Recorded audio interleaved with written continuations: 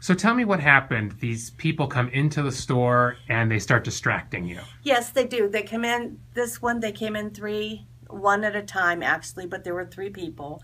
The woman went straight to the frames to look at our Gucci's and some of our other things that we have here.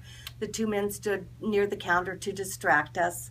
I actually looked around. The one man said, to watch the woman, and he goes, "What?" Like, he knew we were watching.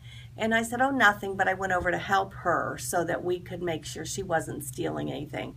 She did manage to get 2 frames before we were able to stop her. And the one guy stood out in your mind because he only had one arm? Well, he didn't so much. That's been made kind of a deal, but we did notice that he had one arm. It wasn't that big a deal, but when we saw the paperwork from the fact that they had been arrested, that was one way we helped to identify. Marie said, that's the guy that had one arm. So it was a little, helpful, but it wasn't a big deal. Arrested somewhere else, but now they're out again. Yeah, they were arrested, I think, stealing some alcohol, but our frames were located on the woman, and they were still driving the U-Haul van that they had here on Thursday, and I believe they were arrested on Saturday. Frustrated that they're still out there now? Oh, yeah, it's maddening. They get arrested, and then I said, well, they probably won't show up for their appointments because they're in jail, and he said, "Oh, no, they're not in jail.